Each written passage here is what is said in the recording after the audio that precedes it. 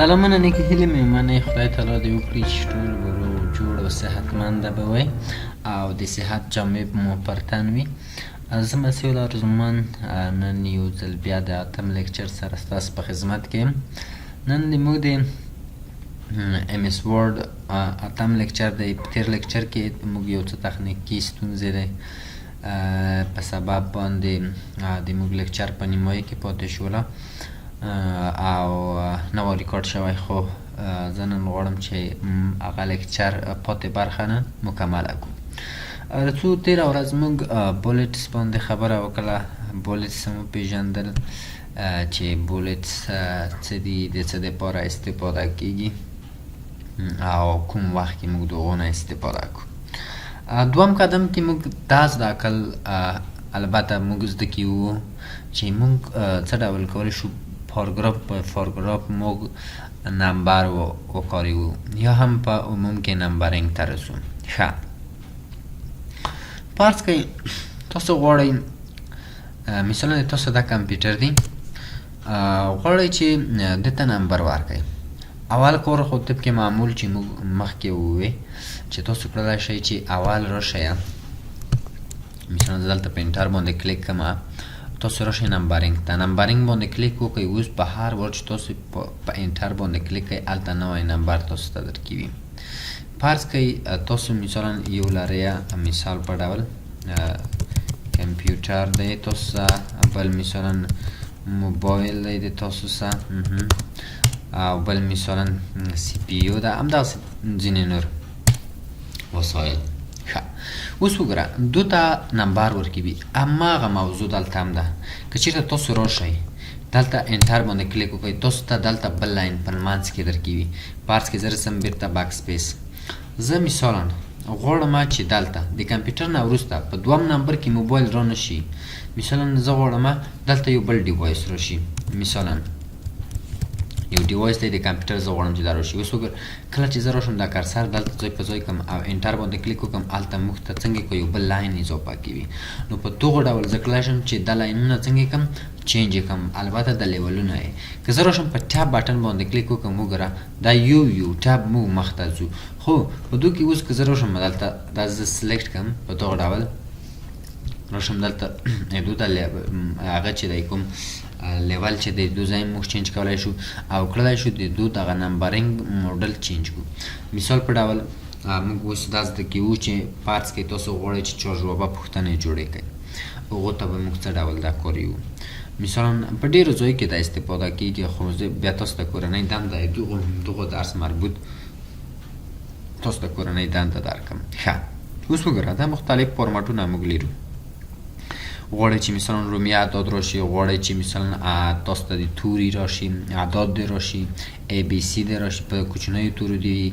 وګوره دا مختلف فارمټونه دلته د موږ سره د نمبرینګ کې موجود دي.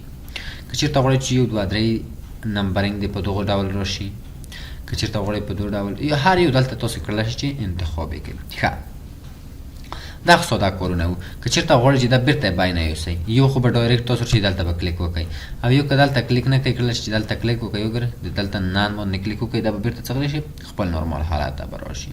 ښه، رسو اوس بلې موضوع ته چې موږ دلته لیول د دو چینج کولی شو. اوس وګوره فرض کړئ د موږ سره کمپیوټرونه په دوه ډوله دي.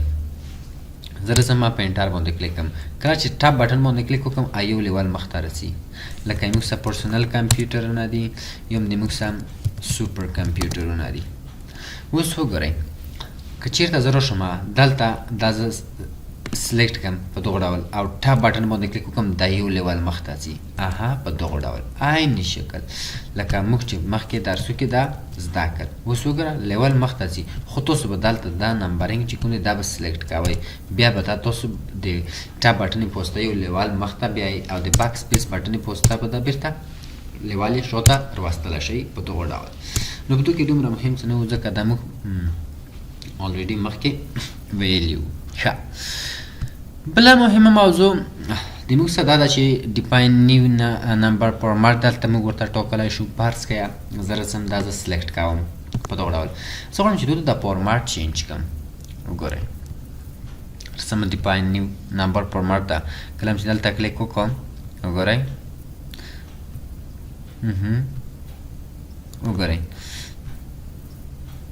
د موږ سره دلته موږ کړلی شو چې مثلا دوی ته هغه ورکړو فارمات ورکړو نوی فارمات دلته چې کله موږ په دو باندې کلیک وکړو موږ ته یو نوی ریسنټلی یوزد نمبر فارمات اضافه کړي خو زه غواړم مثلا چې په خپله خوښه باندې دغو د نمبرینګ فارمات چې دی دا څه لیکم خپله خوښه ورته کړم فرض کړئ تاسو سره دوې صفحې دي مثلا یو امتحان کې تاسو ټیسټ پیپر جوړ کړی دی یا د ټیسټ ورقه تاسو جوړه کړې ده غواړئ چې دوی ته نمبر ورکړئ لومړي لاس سوالونه یې تاسو ته په اول پیج کې راغلي او وروستیه بیا تاسو ته مثلا چې نور سوالونه راغلي دي که چېرته تاسو غواړئ چې په د وروستۍ صفحه کې د تاسو څخه بېرته نمبرینګ د سر نه شروع شي او یا که غواړئ چې کنټینیو یې د هغه موږ یې دوزه کړلی شو اوس زه رسم دلته کلیک کړم رسم یوري خو اول موږ باید دا سلیکټ کړی وي رسم کله چې دلته کلیک وکړم اوس وګوره دلته موږ ته وایي چې مثلا سټارټ نیو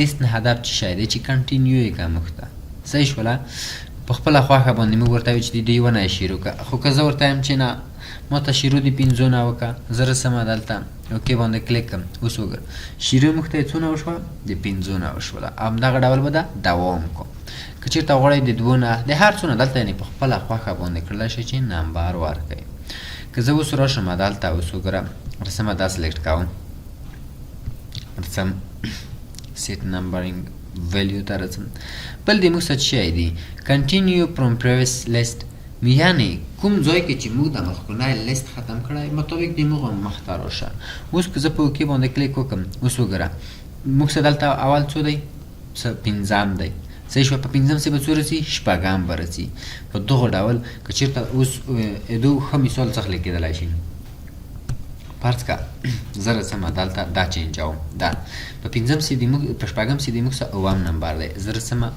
دلته کنټرول زید دا سلیکټ کوم ورته وایم چې نوی شروع مثلا دلته د یوه نه وکړه موږ ته اوس وګوره هلته د موږ څه څو دی 5 شروع بېرته یې څونه وشوه د یوه نه وشوه او که چېرته زه راشم ورته وایم چې بېرته د پریویس نه یا د مخکوني نه موږ ته کنټینیو کړه نو اوس به موږ ته څو شي وګوره کنټینیو فرام پریویس لیست نه موږ هدف دلته څه شی یعنې دونه مخکې چې کوم نمبرینګ دی د موږ ته وګوره بیا د کنټینیو کړه دلته د موږ څه څو هم د شپږم که زه ورته وایم چې دا موږ ته کنټینیو کړه اوس به موږ څه اووم نه بېرته شروع وشي اوس وګوره زه دا باید سلیکټ کړم اول کله مې چې سلیکټ کړه دلته رسم ورته وایم چې کنټینیو یې کړه په دغه ډول څه مشکل کېدای شي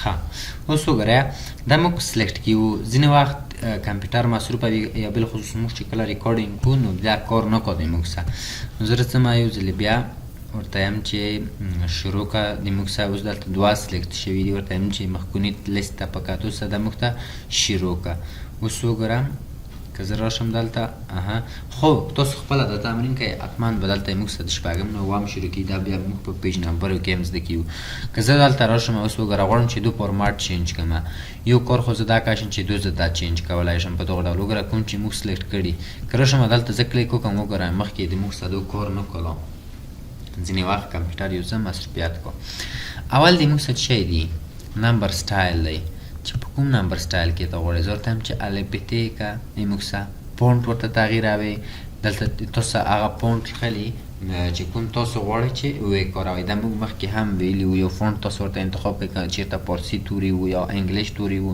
دغو دپاره تاسو لاتین نه استفاده کوئ او کمپلکس سکریپټ څخه هم تاسو د فارسي یا عربي تورو دپاره باید استفاده وکړئ خو خیر دا زه اوس سکیپ کوم په دغه ډول اوس وګوره دا د موږ څه نمبر فارمات شوله دا تابع د څه شي دی د نمبر سټایل دی اوس وګوره که زه دا چینج کړم هغه به د موږ څه چینج کړي الاینمنټ موږ ویلي وو دا د موږ څه پریویو ده که زه راشم اوکې باندې کلیک وکړم اوس وګوره هغه د موږ څه د نمبرینګ نه واوښتلو تورو حروفو ته واوښته په دغه ډول نو دغلته موږ کړلی شو چې نمبرینګ څخه په استفاده هم دا ترسره کړو ښه که چېرته غوښتلم چې دا بېرته د باین یوسئ دا به سلیکټ کړئ تاسو به راشئ دلته نمبرینګ ته به نن باندې به کلیک وکړئ او به ټول څه شي د باین به لاړ شي او دا د ټاپ په واسطه باندې موږ څه کړي دي بیل کړي دي ځکه مخته د موږ سره دلته راغلي دي ښه بله مهمه موضوع د موږ سره ملټي لیول لیست دی.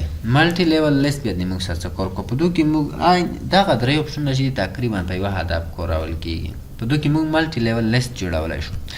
ملټي لیول لیست نه هدف څه دی؟ فرض کړئ تاسو سوالونه جوړوئ، رسۍ دا سلیکټ کوئ په دغه ډول. دا یې موږ سره څلور جوابای دی. صحیح شوله؟ اوس زه رسمه وګورم، غواړم چې مثلا یو لیست ورته جوړ کړم. یو لیست په څه ډول ورته جوړم؟ د چار جوابه سوالونو یو فارمټ زه جوړوم. وګوره دا مختلف ډولونه دي. چار جوابه سوالونه معمولا د موږ سره په دو فارمټ کې وي. اوس وګوره که زه دلته راشم په دو باندې چې زه کله کلیک وکړم، دا د موږ سره نمبرینګ یې ورکړو. عین شکل ګوره موږ دلته ما خو درته وایي چې دغه درې اپشنونه چې دي تقریبا په یوه هدف کارول کېږي. موږ راغلي یو ملټي لیول لیست ته، کله چې په دو باندې کلیک وکړو وګوره هلته د موږ سره کوم یو کار شو؟ نمبرینګ کار شولو. نو د دغه دلته موږ ویلی شو چې دا تقریبا یو ډول دی، یو د بل سره رابطه لري. ښه اوس دا زه چینج کوم. زه ورته وایم دا یې موږ سره اول سوال دی او دغه څلور جوابونه دي. نو څه ډول اسانه طریقه یې د موږ سره څه شی ده؟ د دو لیول به چینج کوو. زه دا څلور جوابه سلیکټ کوم. کله مې چې دا ټول سلیکټ کړل، سلیکشن طریقه موږ تاسو ته ښودلې وه چې تاسو به دلته ډبل کلیک وکړئ په دغه ډول. دا موږ نه غواړو، دا د موږ سره سوال دی، دغه څخه باید موږ صرف سلیکټ کړو. رسمه دلته دغه کوم لیول چې دی دا چینج کوم.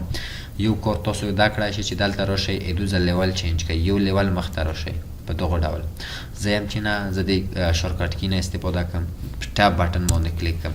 اوس وګوره کله مې چې دلته کنټرول زاید کوم، دا زه سلیکټ کوم، ټاب بټن باندې مې کله کلیک وکړو. اوس وګوره دا د موږ سره چار جوابه پوښتنو ته څومره په اسانۍ وغوښتل. همدغه شکل تاسو کړلی شئ چې مثلا سوال ټایپ کړئ او د ټاب بټن په واسطه باندې دا کړلی شئ چې لیول کوم لیول چې دی هغه ورته چینج کړئ. خو تاسو به یو دا سلیکټ کوئ په دغه ډول. نو امید دی چې تاسو به په دو باندې پوه شوي وئ. فرض کړئ زه رسم یو بل سوال جوړوم، دا ښکته راوړم بلې صفحې ته. مثلا دا د موږ سره فرض کړئ دا د موږ سره پارچه ده. ګورئ څومره ساده کار دی. تاسو به راشئ لیست ته، په کوم فارمټ کې ورده مختلف فارمټونه دي، هر یو تاسو کارولی شئ. غوښه د چارجوابه پوښتنو لپاره موږ د دو فارمټ نه استفاده کوو. رسمه څومره په اسانۍ دا کار هم تاسو کولی شئ. مثلا چې ملټیپل سلیکشن وکړئ په دغه ډول. اوس وګوره دا د موږ سره مثلا څو سواله وو، دا موږ سلیکټ کړل.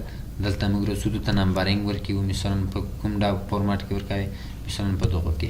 اوس رسو څلور جوابونه یې سلیکټ کوو. د موږ سره دا څلور جوابونه یې دو دي، دا موږ کړلی وو که نه. دا سلیکټ کوم. ګورئ کنټرول بټن به تاسو پریس کړي وي کله چې دا کار کوئ.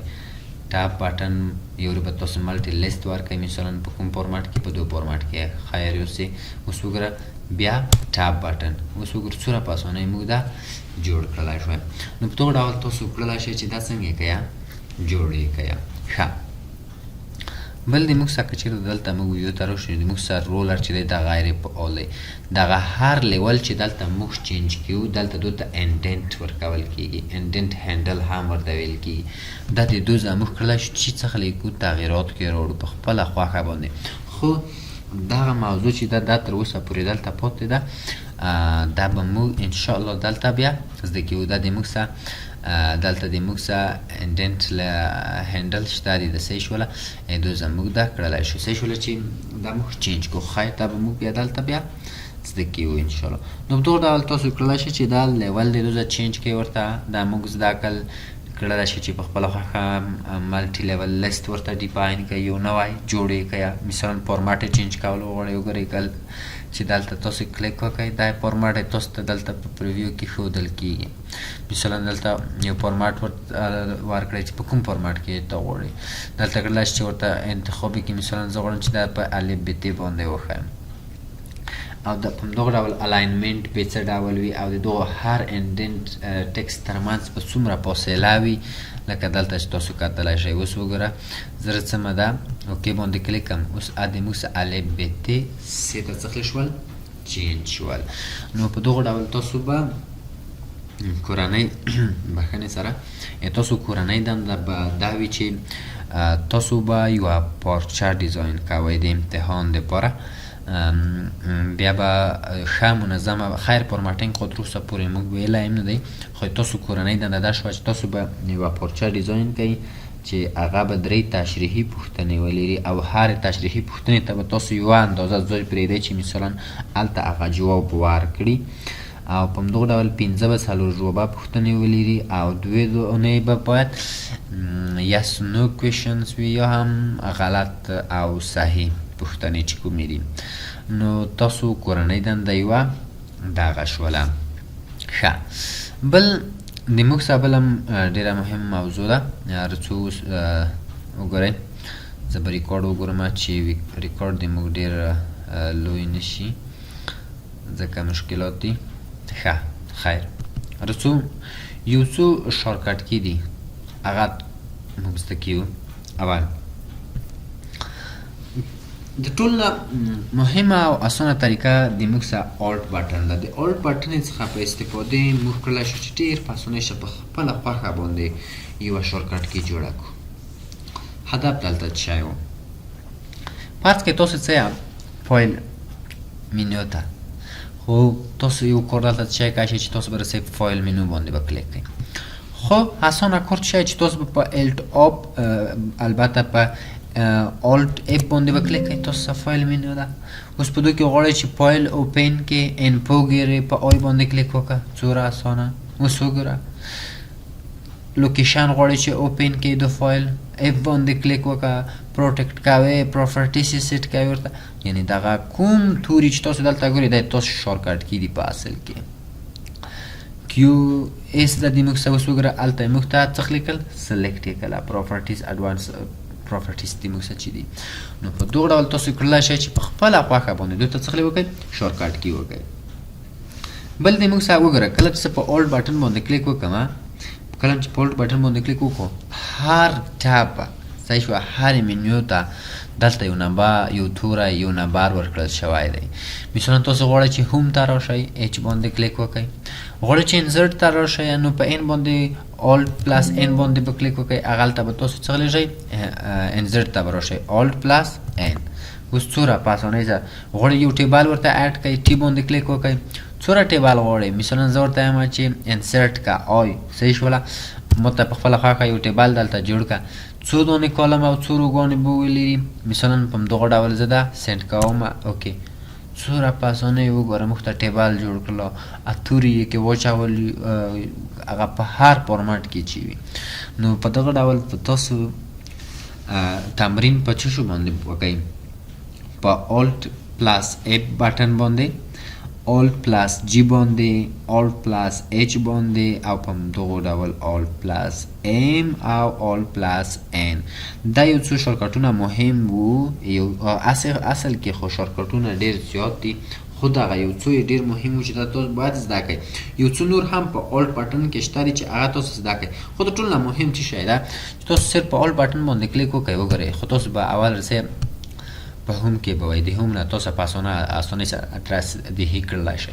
الټ باندې چې کله کلیک وکړم دا تاسو سره ټول کوم ټابونه چې دي آر دی ام دی اس دی پي ده جي ده دا ټول به تاسو در سره زده کوئ.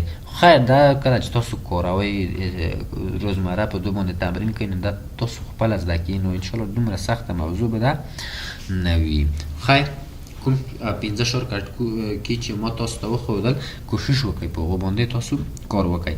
او تاسو کورنۍ دنده به دومه دا وي چې دغه شارټکټ کې چې ما تاسو ته وښودله دا به په ګروپ کې په متن باندې ماته تشریح کړئ چې مثلا الټ پلس جی د چش لپاره کارول کیږي الټ پلس اچ اف ام ان د چش لپاره کارول کیږي.